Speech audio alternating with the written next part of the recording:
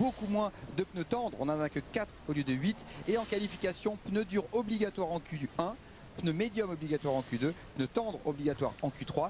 Hier, avant de savoir qu'il allait pleuvoir forcément ce matin, on a demandé à Esteban Ocon quelles pouvaient être les conséquences de ce petit aménagement du règlement que l'on connaîtra également à Monza.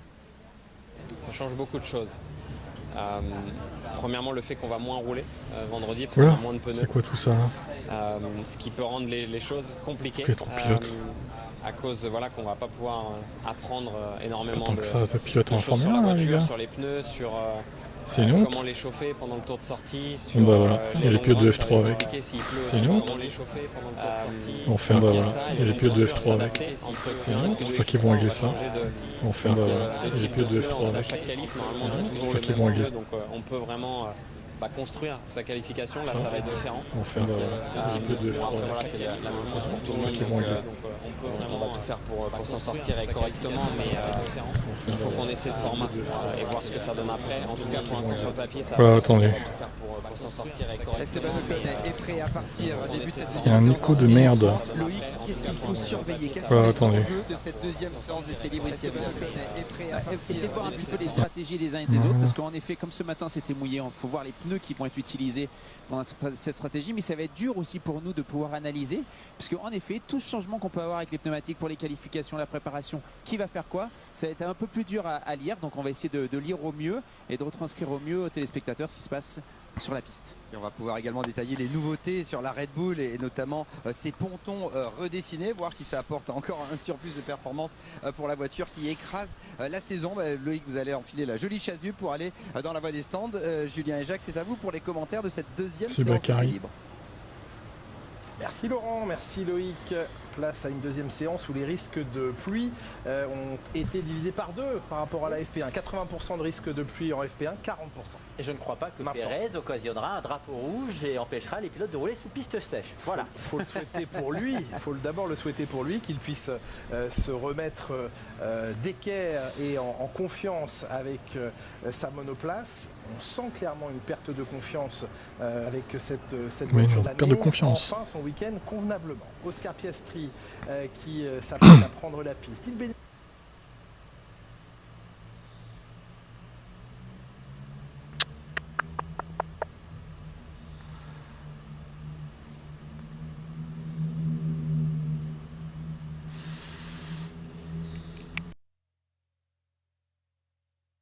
bénéficie du nouvel aileron avant de la McLaren introduit précédemment pour Lando Norris.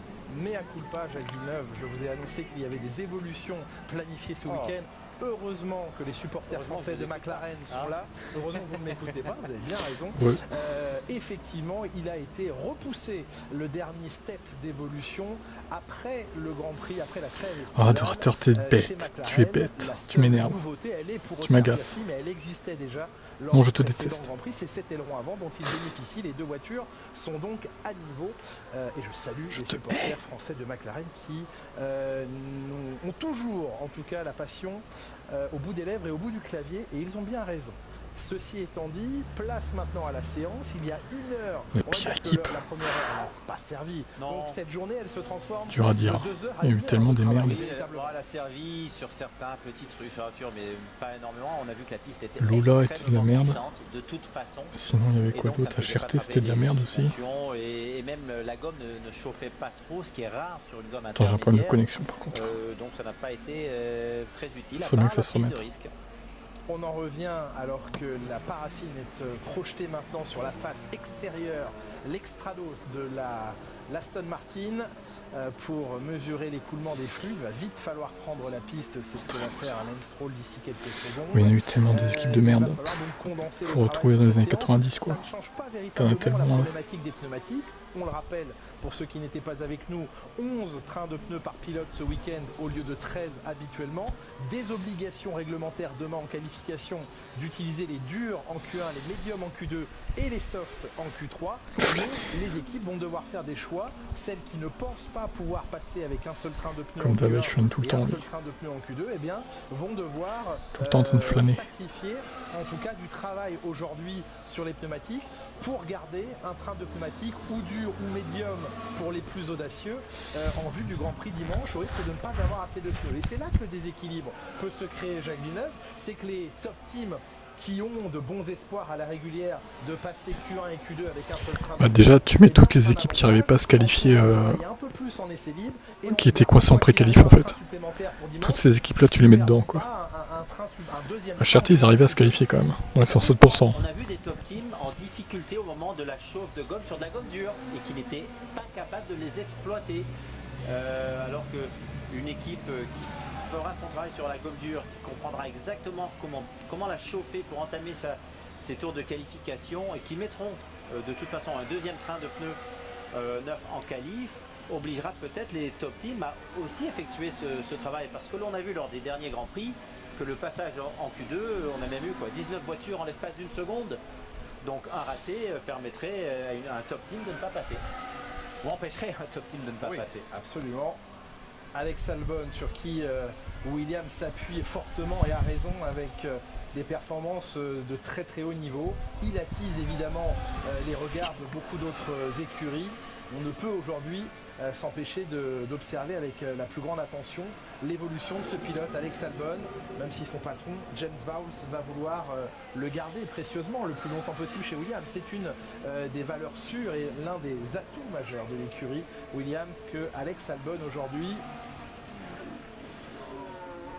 Daniel Ricciardo qui retrouve donc la compétition ce week-end après... ouais, c'est possible. Alors physiquement, Daniel Ricciardo s'attend à souffrir. C'est peut-être les pires, ouais.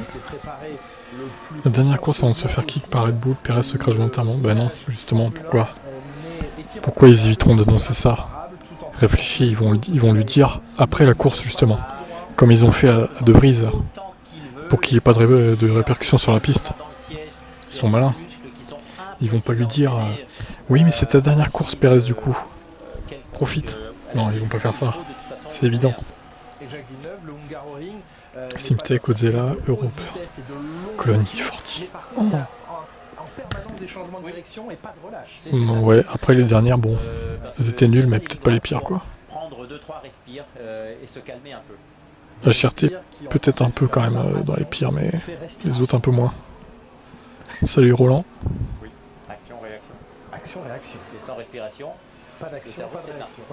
Et là, ça devient beaucoup plus compliqué. Ne vous mettez pas à parler du cerveau, Jacques Villeneuve.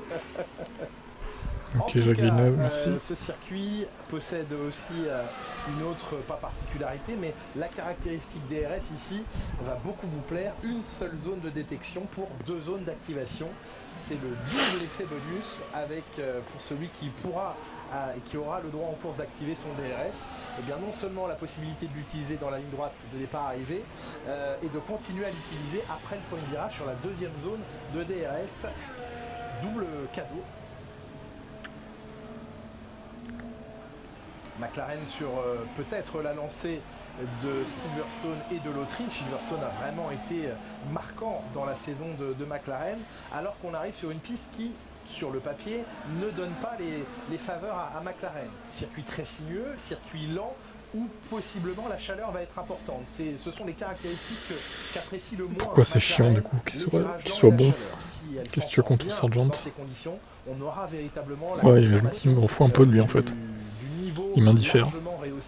De McLaren, vous voyez les écarts de performance, de valeur des différentes monoplaces avec la référence qui reste Red Bull, Ferrari qui s'en rapproche doucement, Mercedes un petit peu plus rapidement, et puis l'énorme step franchi par McLaren. Il était impressionnant à Silverstone, donc maintenant on va voir si c'était lié à un seul circuit. On l'a vu l'année passée avec Mercedes, durant la saison on fait un step majeur.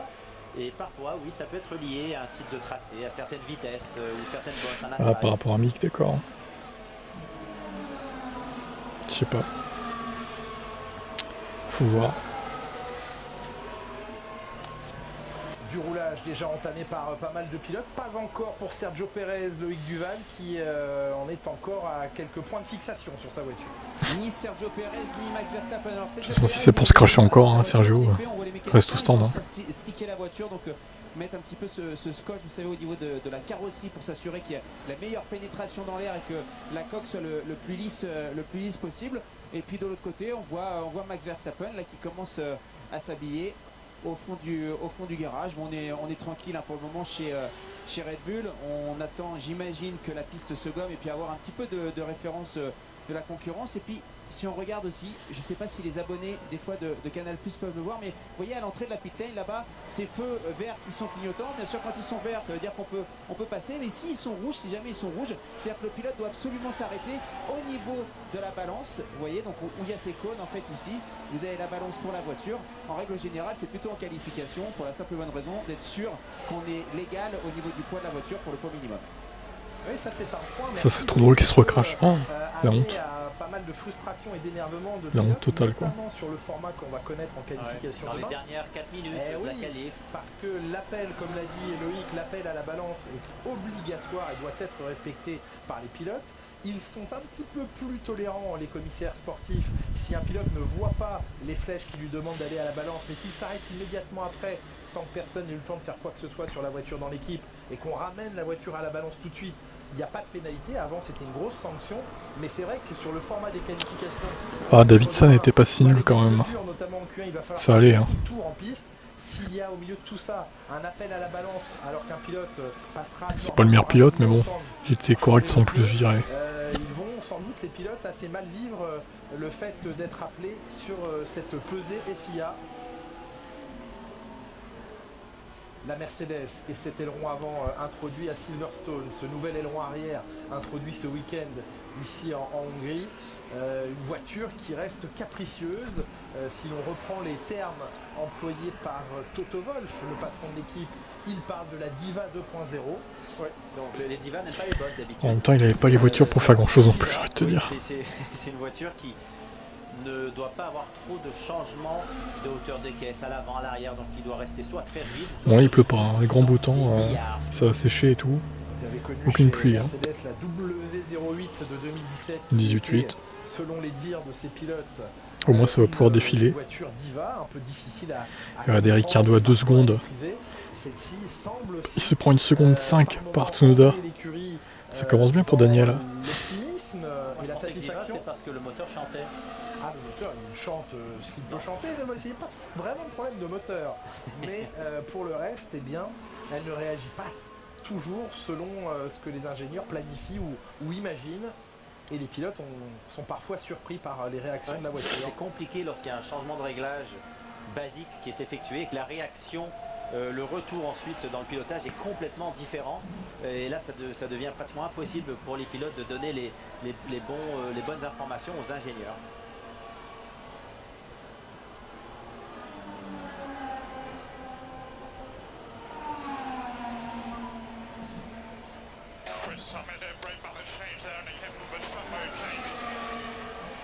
Problème d'électronique sur le volant, puisqu'il a effectué un changement de répartition des freins et ça a changé quelque chose sur le moteur. Donc il y a peut-être un court-circuit, quelque chose qui ne devrait pas... T'es dans le bus pour aller voir le Grand Prix de Hongrie. Tout de suite remonter auprès de l'équipe. Je pense que tu mens. Ce petit bouton bien pratique sur les volants de Formule 1. Je pense que tu es un mytho. La radio, c'est un bouton bien pratique des fois pour après, ça n'engage que moi. Extraire sa colère à la radio. Et ce bouton prouve-le alors. Prouve-le. Lorsqu'ils ressentent quelque chose qui les interpelle, j'attends des preuves. Pas, je ne crois que ce que je vois moi. Sur la télémétrie, peuvent y revenir après la séance. Et surtout, l'ingénieur va demander mais pourquoi tu as mis un marqueur à ce moment-là? Parce que le pilote, en sortant de la voiture, ne s'en souviendra peut-être pas. Et il faut le lui rappeler. Et là, oui, il ira chercher dans ses méninges et il trouvera la réponse. Peut-être. Bon, certains pilotes par contre en mettent trop de marqueurs et là ça devient compliqué. Alors le 6e marqueur, c'était pourquoi? C'était pourquoi? C'est parce que j'avais faim à ce moment-là. Je m'ennuyais. Fernando Alonso lui ne s'ennuie pas sur les terres de sa première victoire en Formule 1. Il espère réussir avec son coéquipier Lance Stroll à ramener avec Flâner plus proche de ce qu'elle a connu en première partie de saison, plus proche des podiums. Mais c'est souvent une équipe qui a du mal à progresser durant la saison, avec les évolutions. Font beaucoup de travail pendant l'hiver, parfois ça a été des copies de d'autres monoplaces, parfois un dessin, mais une fois que la saison commence, ça devient plus compliqué sur la durée. Ce qui est quand même passionnant, Jacques Villeneuve, c'est que Red Bull mis à part et Max Verstappen mis à part, on a derrière un championnat... Ah oui, de Cesaris, d'accord, je ne voyais pas de qui tu parlais là. À tour de rôle, ouais, pas faux. Ferrari, Aston, McLaren maintenant sont capables de se positionner aux avant-postes. Oui, mais vous parliez de Red Bull, ce n'est pas avec Perez. Perez, il est dans la lutte. J'ai précisé. Oui, mais aussi, lorsque vous parlez de Verstappen, il n'est pas un tour devant. Et oui, ça date, hein. 20 ans quoi. Que Mercedes a déjà eu par le passé, non, mais ça reste très serré. Mais lui est tellement au point qu'il est capable d'optimiser ce qu'il a sous les fesses, sa monoplace, et d'aller chercher le petit dixième qui lui permet d'être un peu à l'abri, d'économiser sa gomme et ensuite de faire la différence en course. Mais son avantage est très bien, Mercedes. Que oui, on pourrait dire que c'est noté. En dehors des points, c'est un championnat combattu. Malheureusement, pour le championnat, à chaque fois, il va récolter les points, même quand c'est légèrement plus rapide. Alors, depuis Miami, il a toujours remporté les courses, que ce soit les Grands Prix ou la course sprint en Autriche. Et puis ce qui se passe aussi, ce qui amplifie le phénomène d'avance de Max Verstappen, c'est son incroyable constance au sommet de la pyramide, et c'est que derrière, eh bien, les autres équipes, les autres pilotes ne cessent de se disputer les points à tour de rôle, et qu'on n'a pas toujours le même pilote à la deuxième position, et qu'on n'a pas toujours le même pilote à la troisième, etc. etc. Donc forcément, ah bah ça, merci Perez. Hein. Derrière Max Verstappen se fait de manière assez variable, ce qui n'est pas pour nous déplaire. Verstappen. Eh ben voilà, c'est le double effet. C'est le double effet. Aussi parce que Perez ne vient pas voler des points à Verstappen. C'est l'autre chose qui aide Verstappen à prendre cette avance. Je suis assez marqué par les propos de Max Verstappen qui, à l'école, et Helmut Marko s'est envoyé des petits pics de manière assez efficace, ça et là. Esteban Ocon. Un petit peu senti de la part de Max Verstappen, il y a le fait qu'il ait dit c'est pour te faire causer, Mercedes. Finalement, je peux m'en occuper tout seul. À quelques détails près, c'est ce qu'il a dit. Effectivement, si l'on regarde ses points, il peut pour l'instant battre Mercedes, qui est en deuxième place au championnat constructeur, avec ses seuls points inscrits lui. Ça, c'était le premier pic à Sergio Perez. Et puis le deuxième, bien, c'est le retour de Daniel Ricciardo, commenté par le dit Max Verstappen, expliquant mais moi je n'ai jamais souhaité qu'il parte et aujourd'hui bien il est en train de faire des pas ou il est en train de construire quelque chose qui oui pourrait lui permettre de revenir dans notre équipe, dit Max Verstappen. Bon bah voilà, ça fait des petites phrases comme ça, l'impression qu'il a dit des réalités. Il n'y a rien de construit derrière tout ça parce il n'y a rien de faux. C'est vrai. les deux choses qui disent sont vraies. Tout à fait. Oui, c'est tout est vrai, hein. Il ne va tenir pas. Hein. Oh là là. C'est Ricciardo qui a pris la décision par lui-même. Et le fait qu'il revienne en F1 ne change rien à sa vie, à ce qui se passe maintenant pour lui. Et Ricciardo a fait un travail incroyable pour revenir en Formule 1. Bravo à lui d'être aujourd'hui de retour en Formule 1 parce qu'on n'y aurait pas cru il y a un an. Les trois pilotes, hormis Max Verstappen, sous les feux de la rampe en ce moment, sont Daniel Ricciardo pour son retour, Lando Norris pour son niveau de performance et sa deuxième place lors du dernier Grand Prix, et Alex Albon qui réussit à faire performer la Williams à très haut niveau. D'après vous, lequel de ces trois pilotes Max Verstappen préférait-il avoir comme coéquipier s'il devait choisir entre Norris, Albon et Ricciardo. Il prendrait Ricciardo selon vous. Parce qu'il peut gagner le championnat constructeur seul. Donc il n'a pas besoin de... Il a déjà battu Ricciardo. C'est pour ça que Ricciardo est parti. Il a écrasé Albon. Et maintenant, Et maintenant, Verstappen est meilleur qu'à cette époque-là. Donc c'est un pilote qu'il connaît, qui est là depuis très longtemps. À suivre donc. Un départ d'une Alpha au bout de la bouteille avec Loïc. Et oui, il arrive, il le met sur le point de patinage. Pauvre Jacques. C'est son deuxième départ. C'est beaucoup mieux. Ça n'a presque pas patiné. On peut voir Jacques quand même pas mal de grippe. C'était plutôt un bon départ. Ici, la différence par rapport à beaucoup de circuits, c'est que la grille de départ va être légèrement en descente. Donc voilà, ça change un petit peu au niveau du repère, du freinage et du point de patinage. Ouais, enfin, voilà, Ricciardo, faut te bouger là. T'as 4 dixièmes de Tsunoda, ça va pas. J'ai eu l'occasion d'en faire quelques-unes au tout début de la FP1 avant qu'il ne se mette à pleuvoir. Et on entend le fond plat de la McLaren qui frappe le sol, tel du morse. Oui, il est malade. Du coup, il va être malade pendant 12 courses. Ça fait beaucoup pour être malade quand même. Hein. Il le mentionne, Lando Norris, bottoming, le fait que le fond plat... On t'a dit que De Vries était viré, putain, tu comprends rien. Donc c'est que la voiture est vraiment très... Écoute quand on te parle, Mercedes. Au lieu de déblatérer n'importe quoi. Là. Gêne entre la Mercedes et l'Alfa Romeo. Oui, parce qu'une voiture sur la trajectoire extérieure empêche tout de même le pilote de rester à fond sur la trajectoire. Moi non plus, je l'aime pas. Villeneuve. Alfa Romeo qui déjà cessera son partenariat, sa relation avec l'écurie Sauber à l'issue de ce championnat 2023. L'arrivée d'Audi, il y a du mouvement chez Audi en ce moment. Jacques, oui, vous avez Alfa Romeo n'est qu'un sponsor. Oui, absolument. Donc, c'est une association commerciale entre Alfa Romeo et Sauber, absolument. Il n'y a pas un travail motoristique. Motoristique, dis donc, j'aime bien ce petit mot. Je dis pas. On peut le proposer à l'Académie française. Oui, non, mais on peut. Bien, oui. Moi j'ai comme le regarder. Peut-être qu'ils le prendront. Non, parce qu'il faut bien. Parce que le grand patron, le nouveau patron d'Audi a été nommé et ne semble pas être un grand passionné de sport automobile. On en a déjà eu. Ben oui, l'ancien PDG d'Audi, qui était Marcus Duesman, lui a été remercié, remplacé par Gernot Dollner, j'espère que je prononce bien son nom, j'avoue que je ne le connaissais pas. Ça sonnait bien, oui. Voilà, j'avoue que je ne le connais pas personnellement. Toujours est-il qu'il a la réputation de ne pas être un grand fan de sport automobile et il vient d'être pris une décision par le board d'Audi, à savoir arrêter toutes les compétitions, tous les engagements d'Audi en compétition client. Dakar terminé, GT3 terminé, ils garderont un soutien pour les écuries privées qui exploitent des Audi à l'heure actuelle. Ils conserveront un soutien technique et d'affectation de pièces, c'est du business, mais chez Audi, eh bien, on arrête tout ce qui est sport automobile, sauf la Formule 1, le seul projet qui va perdurer, qui n'a pas encore commencé, mais on va le laisser déjà commencer pour qu'il perdure ensuite, ce sera le projet Formule 1.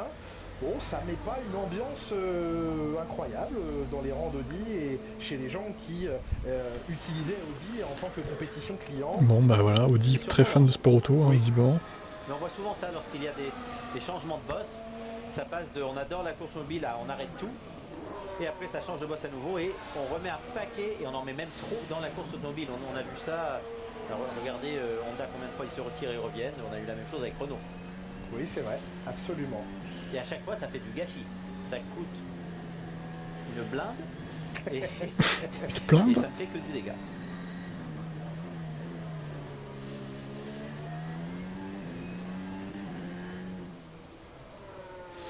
Bah, au début ça allait parce qu'en 97 surtout il avait une fusée quoi. Hein. Ça aide. Hein. Après dès qu'il n'y a plus de fusée, bah compliqué. On va y arriver.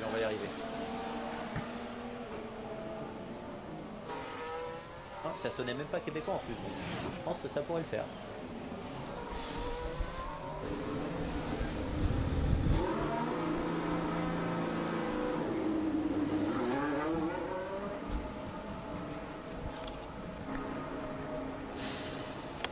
Toto qui fait la gueule encore.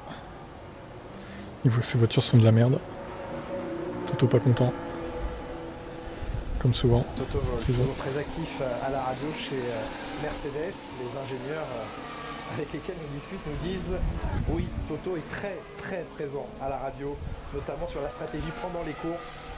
Et le très est parfois trop. Mais on ne va pas retirer la passion de ce garçon. Le retour au stand de Daniel Ricciardo. Enfin, il est de retour au stand, il a roulé sur le sec, on voit les pneus qui sont ouais, son projet barre, bon après il a tenté, hein. Tant mieux, s'il a tenté, il fallait tenter, mais bon, ça va être un semi-échec quoi. Il y a peu de grip pour le moment, la piste a été mouillée ce matin, donc on a peu de gomme qui a été roulée sur la piste, mais voilà son premier roulage. Ced. C'est qui Aston Martin Flandre? Enfin des sensations avec la voiture sur le sec, donc là en fait le débrief qui va se passer avec son ingénieur, il est super important pour tout le week-end. Ça va être très important de trouver tout de suite ses repères, d'avoir des idées, des directions de travail et tout ce qu'il a fait à partir du moment où il est rentré dans la pit lane, la procédure où il vient se mettre en position, tout change, vous savez, c'est différent par rapport à ce qu'il a pu avoir chez McLaren auparavant et il faut se remettre dans le bain. Donc voilà, là c'est des moments clés et hyper importants. Vivement l'année prochaine. Et l'année prochaine on dira vivement 2025. Et en 2025 on dira vivement 2026. C'est plutôt une bonne entame de retour en Formule 1. Quel enfer.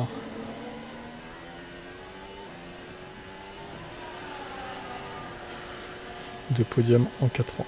Ouais, pas ouf.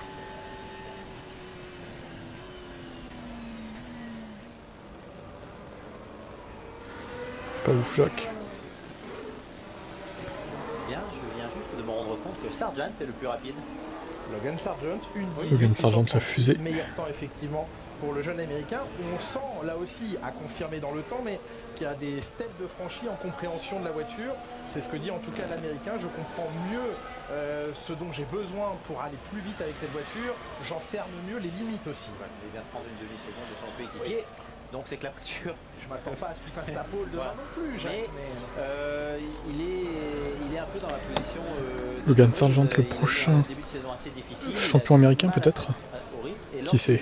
Ce serait incroyable. Et ça se termine souvent en sortie, donc il faut de toute façon obligatoirement qu'il fasse un step face à Albon, au moins qu'il se rapproche sans commettre d'erreur. Il n'en commet pas vraiment des erreurs, Sargent. Il est moins vite en performance pure. Encore une fois, c'est un rookie qui est en train d'aller cerner les limites et donc de s'approcher aussi de ses limites sans les dépasser. Oui, là aussi, c'est une belle histoire parce que... Alors, Verstappen... Ah, il est pas cheaté pour l'instant, Verstappen, là, 298. Perez, pareil, 299. Pour une fois qu'ils sont pas cheatés, c'est à noter. Après, ils ont peut-être bridé le moteur aussi. Hein. Et s'il l'avait, il aurait son passage en Formule 1 et il l'a eu. Joe 295. C'est minable. Record du premier secteur pour Stroll. Bon, après, il n'y a pas que la vitesse, ça compte même pas beaucoup la vitesse de pointe là sur ce circuit. Ça compte un peu, mais il faut vraiment de l'appui surtout. Hein. Ça tourne tellement que... Et la différence entre Albon et Sargent, excusez-moi, mais Albon est en gomme médium. Oui, Albon. Donc, est-ce que la gomme tendre est trop tendre et ne tient pas le tour? Il y a du graining parce que la piste n'est pas encore gommée. Et donc, pour l'instant, la gomme médium serait plus performante. Cela pourrait être aussi le cas.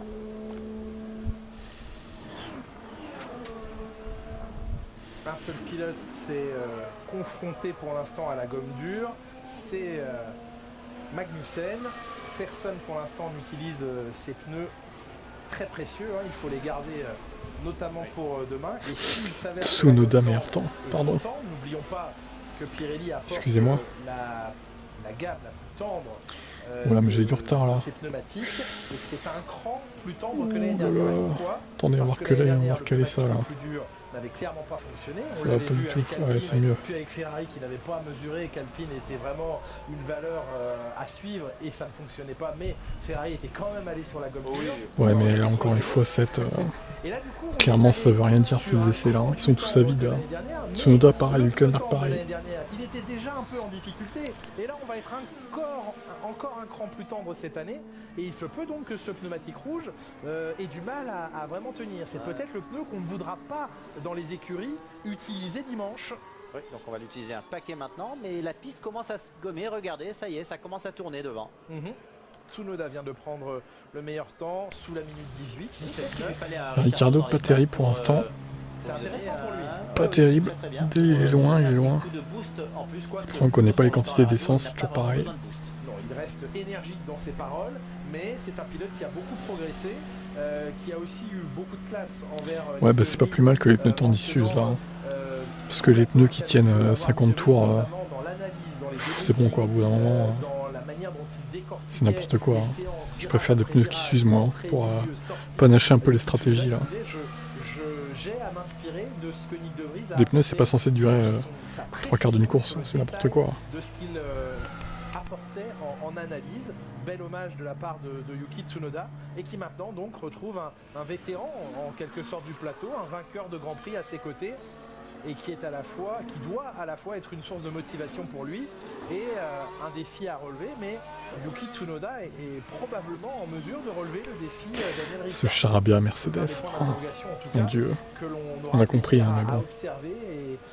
Oui, parce que c'est le traducteur de Google Chrome qui traduit flâner tout simplement. Tsunoda pour maintenir sa verve et Tsunoda n'a pas le droit de se faire battre par Ricciardo, donc c'est super intéressant. Ça va ajouter un petit peu de pression et d'enjeu au sein même de l'écurie italienne qui souffre bien sûr des développements assez peu efficaces pour l'instant. Oui, c'est aussi ce que Red Bull veut voir, combien leurs pilotes tiennent la pression. Parce que souvent, lorsque les pilotes sont passés chez Red Bull, ils ne tiennent pas la pression et ça s'effondre. On a vu il y a quelques instants un Fernando Alonso très agressif dans son tour. 3e temps pour lui. Lewis Hamilton prend la 8e place puisqu'à l'instant Magnussen prend un 7e chrono juste devant lui. Hamilton aussi sur la médium. Il doit être chargé en essence, Hamilton, pour être derrière Magnussen et dans les chronos de Sargent. Donc oui, la Mercedes ne doit pas être légère en essence. J'espère, oui, qu'elle n'est pas légère en essence. Le réservoir assez léger en essai libre est totalement assumé. Ouais, mais on voit après qu'en course, mais ça peine. Il nous confiait qu'ils lisaient mieux quand même le fonctionnement de leur voiture et les directions à prendre avec des réservoirs légers. Ils savent évidemment qu'il faut ensuite rajouter du carburant et que ça change tout. Oui, parce qu'il y a une énorme différence d'équilibre avec le poids. Et aussi bah, il vaut mieux tourner avec de l'essence au final. C'est pour un qualif que tu marques les points.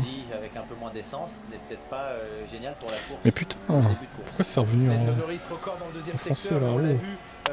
C'est quoi ce délire? Casse les couilles chrome. Le 13e et avant-dernier virage.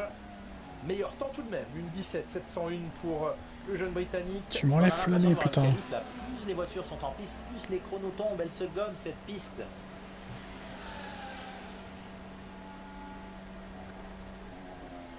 Et les voitures qui peinent en ce moment, c'est Alpine. Ce n'est pas ce qu'on a déjà vu ici. Voilà, Flamme a disparu. Exactement. Andrea Stella qui confiait récemment reporter la dernière salve d'évolution avec une nécessité de mieux comprendre ce qu'ils avaient entre les mains. Alors Esteban Ocon, ah oui, il y a un petit lâché. Ah, il a bien fait de mettre le pied sur le frein. Yuki Tsunoda. Ouais, mais Tsunoda a levé le pied, donc ça a été parce que... Ocon qui se plaint. Tsunoda a levé le pied, il n'a pas été blessé. Oui. Ça allait. Esteban Ocon sortait en pneumatique tendre, neuf. Et le voici, on retrouve en direct, alors que la première demi-heure de session est quasiment terminée.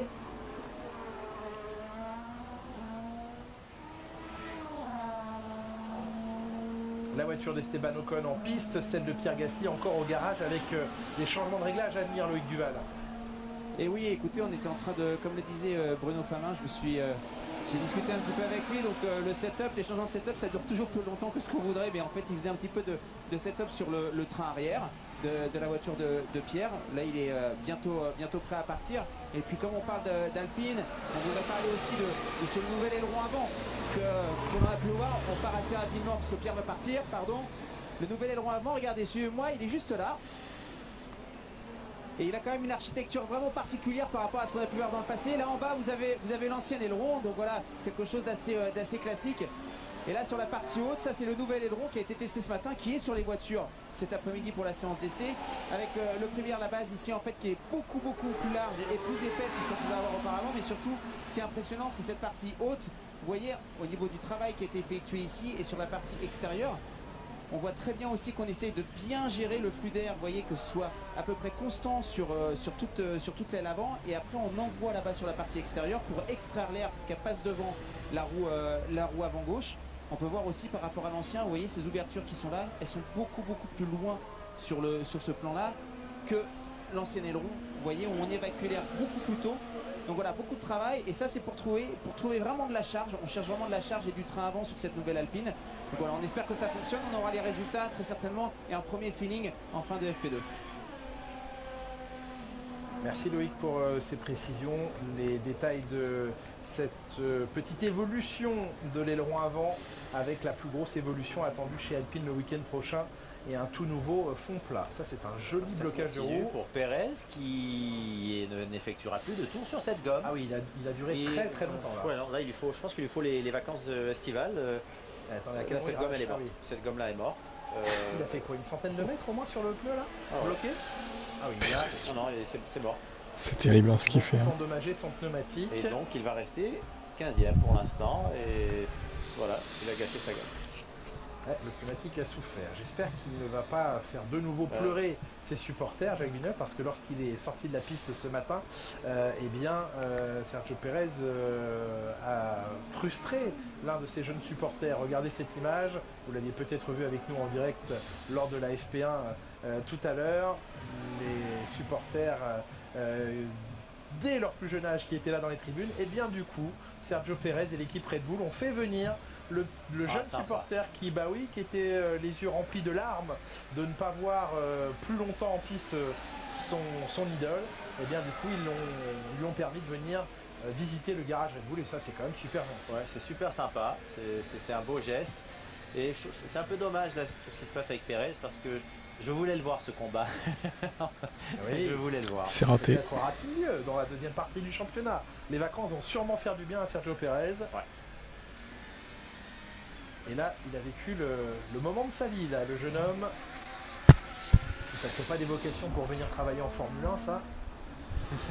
Allez, Pierre Gasly en piste, donc on a adopté quelques changements de réglage sur la voiture du Français. Ça semble très stable comme monoplace pour l'instant. C'est légèrement derrière son coéquipier. Stratégie chez Alpine qui s'annonce plutôt défensive, ou en tout cas précautionneuse avec les choix de pneus. Alpine ne devrait pas utiliser de gomme dure d'ici la séance de qualification et garder un train de gomme dure neuf pour la course. C'est osé par cette voiture qui a du mal à se mettre au haut du plateau, et ça serait un risque de ne pas passer en Q2. Oui, mais la dégradation en course fait assez peur. Mais est-ce qu'on a envie de rester coincé en Q1? Sûrement pas, certainement pas. Mais magnifique dernier secteur pour Gasly, excusez-moi. Oui, que t'es bête. raison de le signaler. Jacques 22. Non, c'est Abu Dhabi ce week-end. Nouveau record de dernier secteur pour le Français qui vient de prendre le deuxième temps. Voyons si avec le fameux Grand Prix d'Abu Dhabi en Hongrie du coup. Et l'évolution de la météo sur le week-end, la stratégie d'utilisation Alpine, c'est une vieille stagne depuis plusieurs années. Et ce sera sans doute pas la seule. C'est pas faux ça. C'est vrai, c'est vrai. Cette stratégie conservatrice. Oui, Jacques. Combien de gommes doit-il rendre ce soir? Un train après FP1, un train après FP2. Donc même sans avoir roulé ce matin, il devait le rendre. Et deux trains après FP3. D'accord. Oui, absolument. Donc d'avoir utilisé un train ce matin, ça servira à rien. De toute façon, la plupart ont roulé avec un train de pneus slick avant qu'il ne pleuve, donc ce train va être... Mais en fait, tu rigoles, mais c'est pas drôle en fait. C'est trop marrant de dire que c'est le Grand Prix d'Autriche ce week-end, alors que c'était la semaine dernière. Oh, qu'est-ce que c'est drôle là. Qu'est-ce qu'on se marre, putain. Non mais Mercedes, sérieusement quoi. Tout le monde te dit dans le chat que c'est pas drôle tes trucs. C'est de la gomme médium, hein, principalement. Arrête un peu. Il y a eu quelques gommes tendres tout de même. Oscar Piastri, chaque début de saison, ils disent sur devant, c'est pas le cas, c'est ça. En tout cas, l'écart moyen se réduire au tour face à Lando Norris, qui est quand même un sacré client. C'est ça. Mais là, il y a un problème avec la voiture. J'ai l'impression qu'il a roulé sur un vibreur parce qu'on travaille sur le fond plat. C'est pas le moment avec les tours perdus ce matin, sans avoir roulé sur le sec ce matin, et de voir Norris le plus rapide, ce n'est pas le meilleur moment. Lando Norris, justement, deuxième lors du Grand Prix de Grande-Bretagne, juste devant son compatriote Lewis Hamilton. Lewis Hamilton qui a privé Oscar Piastri d'un premier podium en Formule 1. La voiture de sécurité a tourné à l'avantage du Britannique face à l'Australien. En attendant, Norris, qui pour l'instant est le plus rapide de cette séance, revient pour nous sur les objectifs. Est-ce que depuis ce podium à Silverstone, les objectifs ont changé chez McLaren? Écoutez la réponse de Lando Norris. In terms of who we're battling against, I guess maybe. I don't think we can confidently say we're fighting Aston and Ferrari and Mercedes every weekend. I don't think that's true. On se bat contre Aston, Mercedes, Ferrari sur chaque week-end. Just some weekends we're going to be quicker. Je pense qu'en termes de constance, ils ont peut-être une meilleure voiture. Certains week-ends, on sera peut-être plus rapide et d'autres weeks-ends plus long que. Ce week-end, ce sera un plus gros challenge pour nous ce week-end. Avec ces virages à faible vitesse.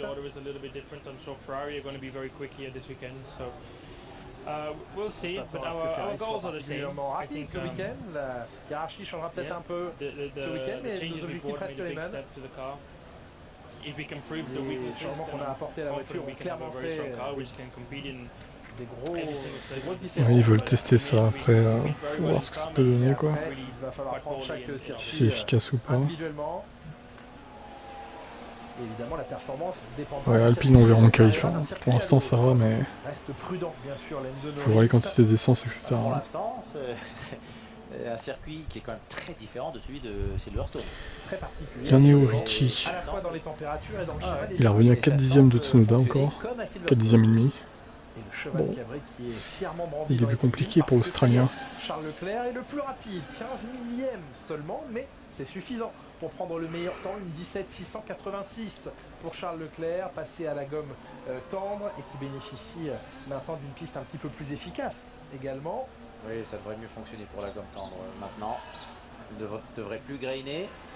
Et là, chez Mercedes, on est toujours en gomme médium.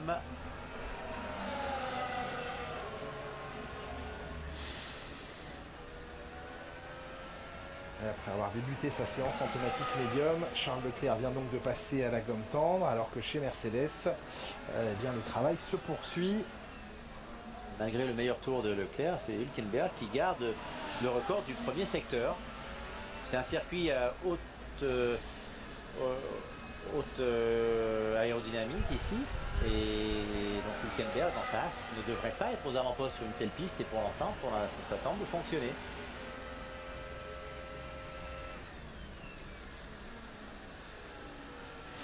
Pour l'instant.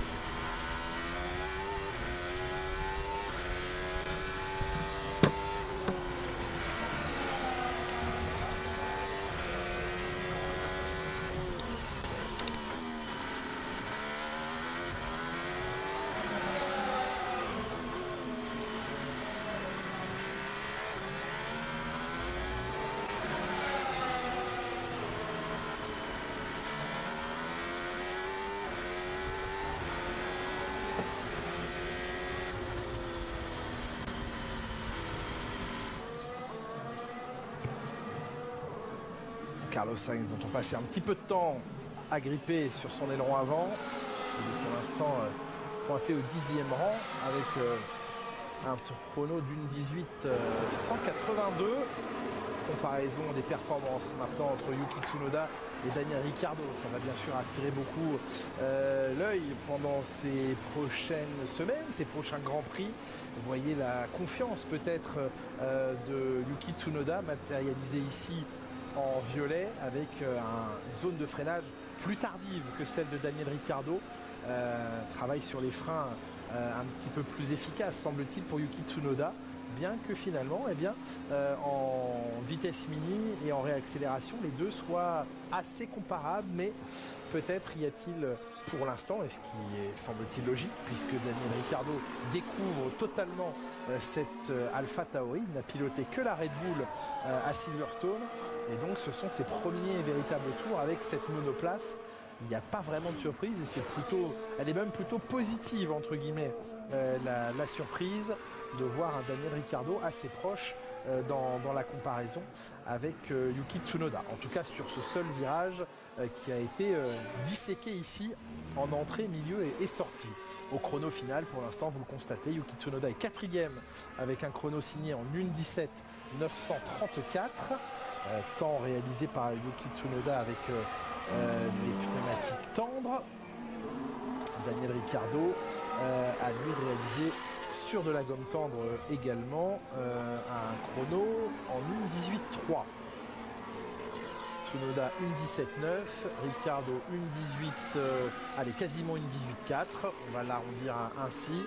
Il y a pour l'instant une demi-seconde d'écart sur le travail effectué dans cette FP2 à l'avantage de Yuki Tsunoda. Ricciardo qui va évidemment tenter de mettre à profit ces deux grands prix, puisqu'après Budapest ce week-end, la F1 se rendra immédiatement à Spa-Francorchamps. C'est assez rare pour être signalé, mais Spa-Francorchamps marquera la trêve estivale, se positionnant avant cette trêve et non pas juste après. Eh bien cette fois c'est chez Alpine qu'on a laissé sortir Esteban Ocon de manière un petit peu tardive. Et ça a obligé Charles Leclerc à freiner et prendre l'anti-calage.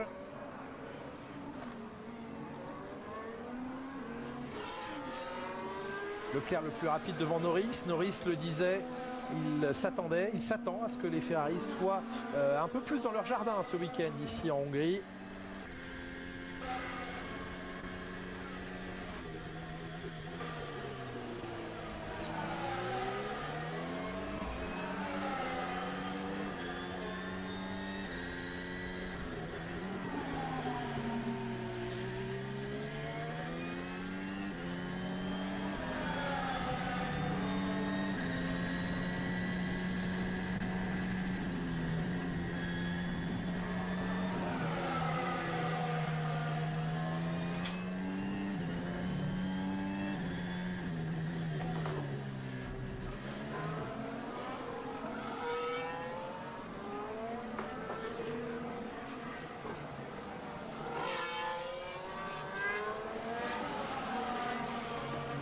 On s'emmerde, hein.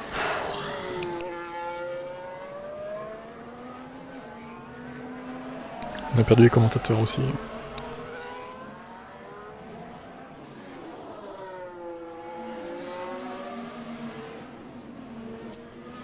Petite précision quant à ce qui est arrivé à Oscar Piastri, c'est le fond plat de l'Australien qui est endommagé. Vous l'aviez largement pressenti, Jacques Villeneuve. Même en Hongrie, c'est en avant en tant que supporter massif, ça va être dangereux, ouais, je pense. Ouais.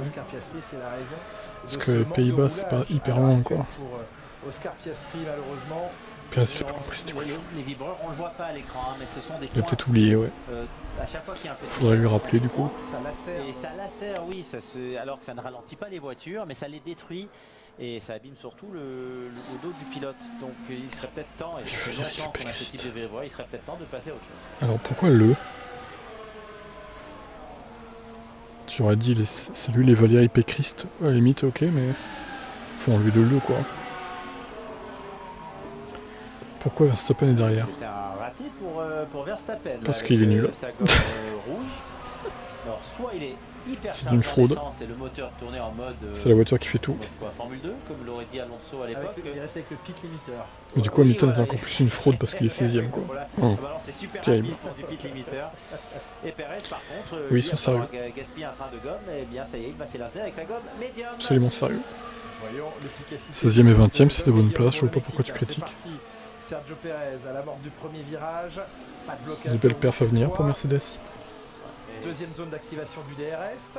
Ouais, si cette gomme est bien moins rapide que la rouge, ça ne lui permettra pas de faire un bon chrono, d'effectuer un bon chrono et de bien dormir ce soir. Donc c'est pas ce qu'il y a de mieux aujourd'hui.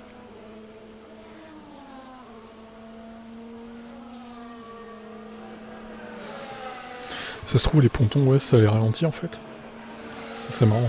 Et il reste loin de la bande blanche maintenant, au moins de freiner comme ce matin. On voit qu'il ne sort pas très large des virages. Donc je crois qu'il a appris avec toutes les pénalités qu'il a prises lors des derniers Grands Prix. Une minute de plus, ça lui a coûté très cher. Peut-être qu'un jour ça arrivera. Hein. Ça sera bien chiant.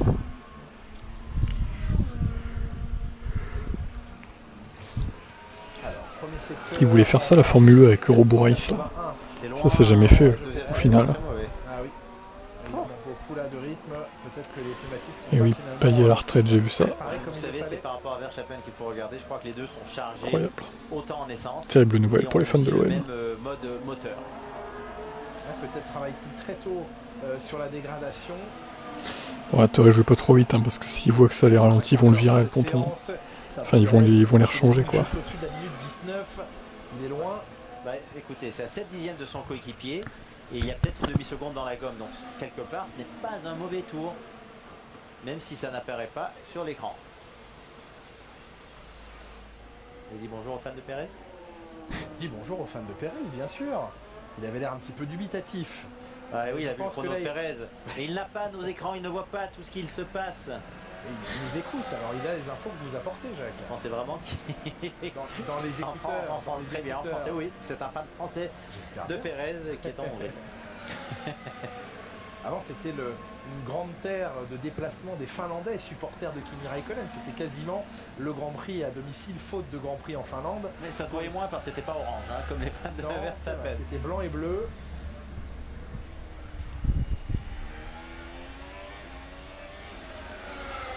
Du coup, ils se sont déplacés pour Valtteri Bottas. Vous avez maintenant. Excusez-moi, ça a cogné. C'est ça qui fait mal. Le famoso. C'est ça qui casse les fonds là. Salut Stéphane. Et il le demande d'ailleurs.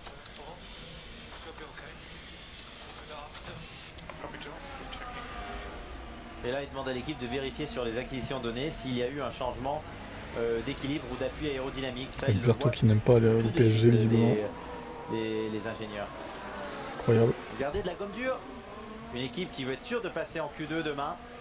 Et Magnussen préfère sacrifier un train de pneumatiques durs, quitte à ne garder que en gomme neuve pour dimanche du médium. Oui, parce qu'en qualification entre les deux coéquipiers, c'est celui qui souffre depuis le début de saison. Magnussen, c'est mieux en course, mais très compliqué en qualification.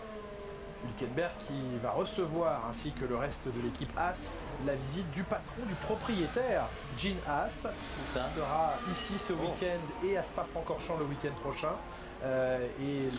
Ouais, ça va chier, Haas doit également permettre de sceller le contrat d'Hülkenberg. Günther Steiner, Gene Haas ont l'air tout à fait en accord pour prolonger le contrat de Hülkenberg qui démolit Magnussen encore là. Dans le cas de Kevin Magnussen. C'est ce qui est normal aussi. Oui, ce qui est normal aussi parce que depuis l'existence de Haas, bon, à part lorsqu'il y avait Mazepin, on a rarement vu une telle différence entre les deux coéquipiers. C'est vrai. Donc ce n'est vraiment pas une bonne saison pour Magnussen. Ça fait 3 ans qu'on a un décalage assez marqué entre les deux équipiers, même si en course ça se rééquilibre un petit peu entre Magnussen et Hülkenberg.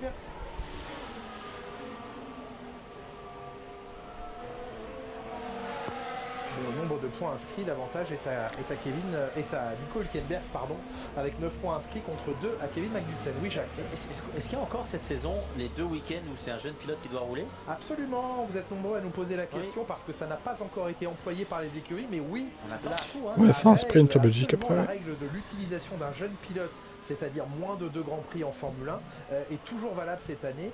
Les pilotes titulaires devront chacun à tour de rôle pendant une séance d'essai libre FP1 laisser leur volant à un jeune pilote. Ça tient toujours pour cette année.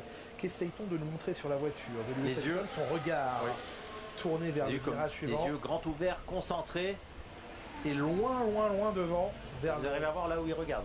Bah, je vois qu'il regarde à droite et ça tombe bien, c'est un virage à droite. À droite, s'il est en train de nous regarder à gauche, je serais surpris. On assiste également et on a les yeux grands ouverts sur la McLaren d'Oscar Piastri dans laquelle il est en train de se réinstaller. Bravo l'équipe. Ça y est, en effet, il a remis le casque, il est remonté dans la voiture. Alors, j'ai pas vu les images, donc j'ai pas trop vu en fait ce qu'il a. Oh putain, oui, c'est des purges les essais. Mais en tout cas, il y a eu pas mal de boulot sur le fond plat. C'est pour ça tous ceux qui critiquent les sprints au final. Je vous comprends pas, vous préférez voir ça, sérieux. On se fait chier. Et ça devrait rapidement partir pour Piastri. À côté, par contre, Simple, je crois que les Evo de Red Bull ne font pas gagner des dixièmes mais les perdre. Ah ouais, non mais les séances d'une heure et demie à l'époque, c'était oh là là, la méga purge. Vous vous rendez compte qu'à l'époque, il y avait 1h30 x 2 le vendredi quand même. 3 heures. Maintenant, déjà, on se plaint avec 2 heures, mais alors 3 heures, oh là là. Salut Abdel. Quelle pneumatique utiliser? On le voit par exemple chez Mercedes que Hamilton est sur un très long relais. Loïc, merci. N'oubliez pas que vous êtes notre météorologue. Surveillez bien le ciel parce que Logan Sargent vient d'annoncer un petit peu de pluie dans le deuxième secteur, partie haute du circuit, à l'opposé de la pit lane. Généralement, ça veut dire quelques gouttes sur la visière et ça n'affecte pas l'adhérence de la piste. Ouais, Red Bull, bon, c'est déjà arrivé qu'ils aient eu des vendredis pas terribles. Et après qu'ils reviennent à fond le reste du week-end quoi. Donc ne pas créer victoire trop vite, clairement. Cette dernière partie de FP2 doit servir à ça. On connaît pas non plus les quantités d'essence. Comment ne pas trop taper dans la gomme et se préparer à la course. Il faut inverser les qualifs, c'est-à-dire les qualifs du sprint tu les mets le vendredi Il est qualif de la course le samedi, c'est ça? Chez Alpine, du passage à la gomme tendre, qui a vu Gasly et Ocon largement remonter dans la hiérarchie. On tiendra compte ouais, pourquoi pas. Du moment où le comme ça leur fera un entraînement pour les qualifs de dimanche, c'est pas bête. Et sans la connaissance par contre, du coup, ça enlèverait leur concept du samedi qui est indépendant du reste, quoi. Mais bon, après, c'est pas très grave. Et par contre, c'est plus compliqué avec des gommes un peu plus dures. Donc on pourrait avoir un raté en Q1, rester coincé en Q1, alors que dans un système normal, il y aurait eu même le passage en Q3.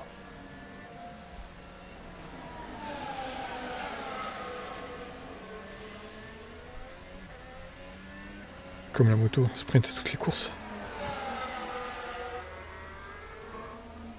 Ouais, Stéphane, ouais, ils feront peut-être ça. Hein. Peut-être qu'ils feront ça. Hein.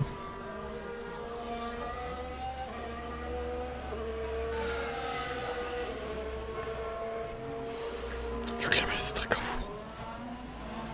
LOL. Là en version relais Grand Prix, je regarde les chronos. C'est loin, hein, 24. C'est loin, oui, c'est loin de.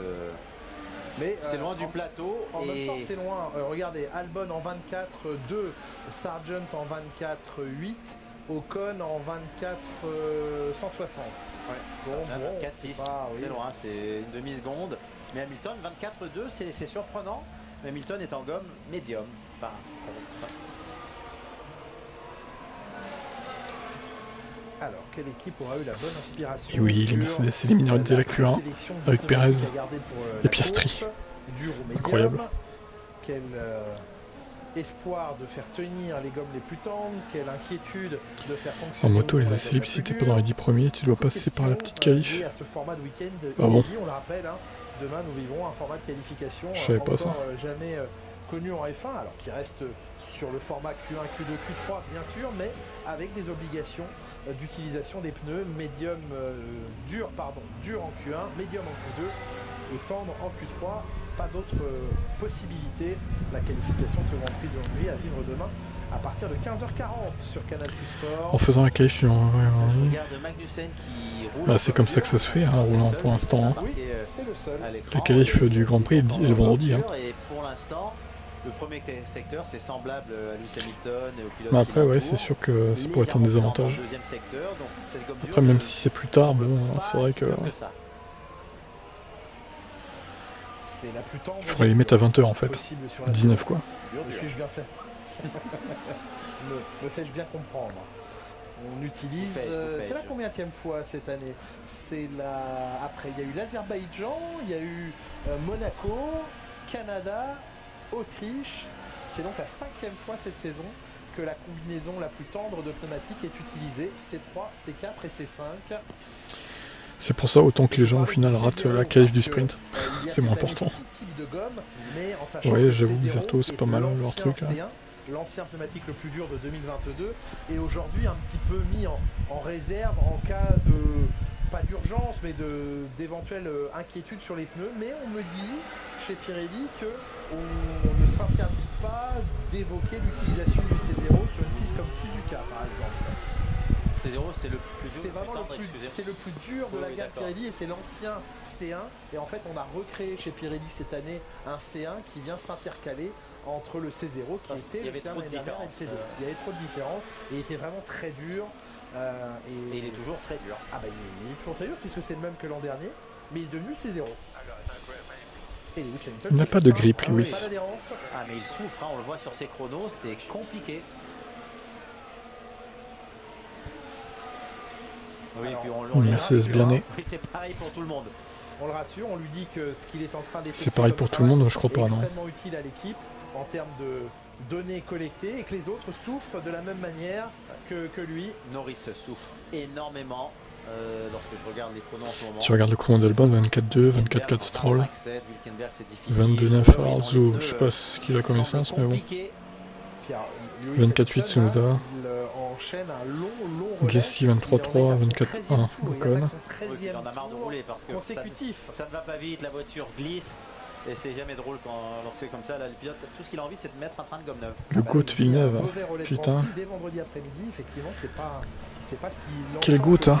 Pilote de course.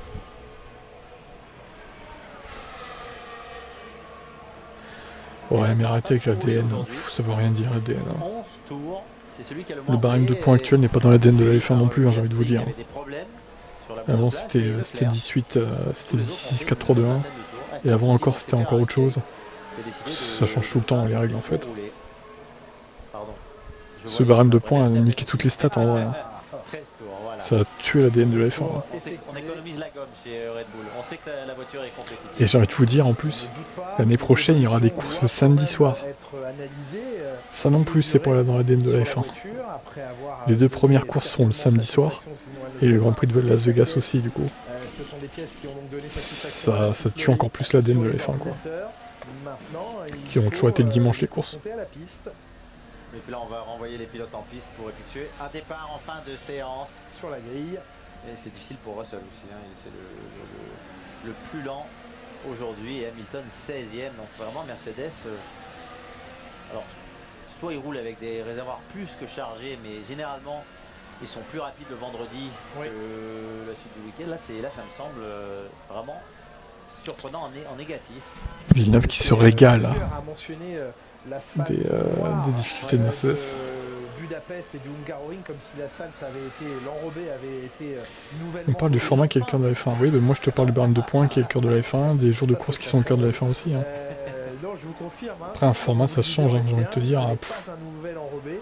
La piste n'a pas été. C'est des détails. Ouais, non, on n'est pas d'accord là. Le barème de points c'est pas un détail hein, pour l'histoire de la F1. Des barrières de sécurité qui ont. C'est plutôt le format du Grand Prix pour moi qui est un détail en vrai. L'asphalte que vous voyez là, il est strictement le même que l'an dernier. En tout cas, il n'a pas passé énormément du moment qu'on a une course à 1h30, au pire, du moment qu'on a une course principale, j'ai envie de te dire. Aujourd'hui, on ne les enlève pas. J'ai pas suivi Emile. Il y a trop d'articles qui popent là tous les jours. On n'arrive plus à suivre quoi. J'aime bien décomptabiliser. Tu es nouveau sur la chaîne Valentino. Pourtant, je crois t'avoir déjà vu. Je pense savoir qui tu es en plus. Mais bon, admettons. Bienvenue à toi alors. Pas sûr qu'ils mettent. Décompte des minutes, et bien il en reste moins de 2 maintenant. 1 minute 40. Mais si, c'est sûr. Allô Xavnik, le calendrier 2024 est paru. Hein. Allô Si, c'est sûr. Il est paru la semaine dernière, il y a 10 jours même. Le calendrier 2024. Va voir, hein, c'est confirmé. Hein.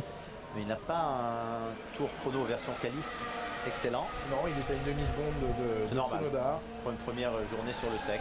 Et toute première fois dans cette voiture, Jacques. Hein, il n'a pas testé cette monoplace. En simulateur seulement. Exactement. Oui, c'est à cause du Ramadan. De gomme était faite sur la Red Bull. Absolument. Enfin, pour le deuxième Grand Prix, c'est à cause du Ramadan. Et puis pour le premier, du coup, ils n'allaient pas mettre ça le dimanche parce que ça allait faire trop court après pour aller là-bas, en Arabie Saoudite. Donc ils se sont dit, on va tout foutre le samedi. C'est réglé comme ça. Qui sont destinés à ne pas recevoir de couverture chauffante. Ils ont roulé sans couverture. Oui, le travail, c'est donc ça fonctionnait. Ça a fonctionné dans les limites que les pilotes apprécient ou non. Mais ça a fonctionné. Toujours est-il que... Ça devient 4 coups pour encore une bouse. Ouais, mais j'ai envie de te dire... pour aller où, quoi? De cette réglementation climatique. En plus, il attend pour signer le contrat, mais il attend quoi, en fait? Des garanties, il les a pas, les garanties, en vrai. Côté écurie, on avait dit 2024 c'est l'année du retour de Mercedes. Ouais, bah on a vu, ouais. Est déjà prêt pour fonctionner sans couverture chauffante, mais le feu vert ouais, c'est ce que je disais tout à l'heure, Simple. Donc pour l'instant, les intermédiaires bénéficient toujours de ces couvertures chauffantes. Et le slick, eh bien les pneus slick. Est-ce qu'ils sont en bluff? Je suis pas sûr, hein. Honnêtement. Sans les pilotes quand même qui sont vent debout. Oui, ça sera important parce que le problème. Je sais pas, on verra demain. Avec les gommes chauffées, lorsqu'il y a de longs safety cars. À voir. Il fait froid. Et les pneus tombent en température. Ils ont du mal à les remettre et c'est assez risqué à la relance. Alors que des gommes qui existent, qui ont été travaillées et construites pour s'élancer à froid. Non, pas toutes les courses. Il est con. Valentino égale Mercedes, un point info. Il se fout de notre gueule. Il n'y aurait plus d'undercut par contre. Il n'y aurait que de l'uppercut. Il n'y a que 3 courses. Est-ce que 3 courses c'est toutes les courses? Je ne pense pas. C'est que 3 courses sur 24, c'est pas non plus à la mort, mais bon. Encore une fois, ça tue l'ADN de la F1 de mettre des courses le samedi. Ce sera peut-être reporté à 2025. Voyons ce qui se La FIA qui n'a toujours pas compris que changer la réglementation avec des nominations. C'est ça. C'est ça. À Budapest, sur le Hungaroring, où Pierre Gasly va prendre Après, j'imagine que le truc, c'est que ce qui est drôle, c'est qu'au final, en 2025, ça se trouve, tout le monde sera serré, tu vois. Même pour la première place. Ils vont finir par revenir. Sauf qu'en 2026, on rechange la réglementation. Donc, à nouveau, tout le monde sera éclaté niveau écart, quoi. C'est n'importe quoi, finalement. En fait, il faudrait rester 10 ans avec le même règlement, en fait. Minimum, quoi. Ouais, un changement tous les 10 ans, à la limite, pourquoi pas. 2022, 2032, 2042, tu vois. Ça donnerait le temps à tout le monde d'être serré. Etc., quoi. S'affiche, à 16 tours couverts. Et les derniers tours effectués étaient vraiment à l'agonie. Ouais, mais je suis d'accord. Là, au moins, ils ont vraiment de la mesure. Là, 2022-2026, il n'y a que 4 ans, en fait. Il y aura 70 tours. C'est pas assez. C'est pas assez. Et c'est long et pénible sur ce circuit. Ça peut être. Lorsque c'est ensoleillé. Parce que le changement moteur, hein, c'est pas un petit changement en 2026. Hein. Alors certes, les monoplaces en elles-mêmes, elles vont pas changer. Mais c'est les moteurs qui vont foutrement changer, quoi. C'est une révolution moteur encore. Hein. 24 Grands Prix l'an prochain, vous le savez, avec. Donc bon. C'était déjà prévu 24 cette année. Le retour de la Chine au calendrier l'an prochain, de l'Émilie-Romagne. Ça rabat les cartes, ouais, c'est pas faux, mais bon. Le truc, c'est qu'il y a un nouveau mec qui domine, ou alors toujours le même d'ailleurs. Hein. Ça pourrait toujours être Red Bull qui domine, ça se trouve. Hein. Qui redomine en fait. Parce que, putain, si c'est ça, si en 2025 ou même 2024 ils arrivent à se resserrer, et qu'en 2026 Red Bull redomine encore, oh là là, l'enfer quoi. Oh non, j'imagine même pas, je veux même pas imaginer. Bon, sur ces bonnes paroles, on verra bien. Hein. Il y a le temps pour 2026. En espérant que dès l'année prochaine ils arrivent à se resserrer quoi. Pour la victoire. Parce que dans le 8 ça va, ça s'est serré finalement. Bon allez, moi je vais vous laisser et je vous dis à demain pour la suite. Alors j'ai regardé les horaires, je crois que c'est 12h30 hein, de mémoire. Je vais vérifier quand même. Ouais c'est ça, 12h30 les EL3. Donc bon. À voir ce que ça peut donner. Et je vous laisse à demain. Max va avoir dépassé la mi-temps en termes de titre. Ouais, j'espère pas. J'espère pas. Allez, ciao. Fernando Alonso 8ème, on a vu une monoplace assez réactive entre les mains de l'Espagnol aujourd'hui. Fernando Alonso et Carlos ouais, c'est pas faux, Manuel. Il n'y a que Max.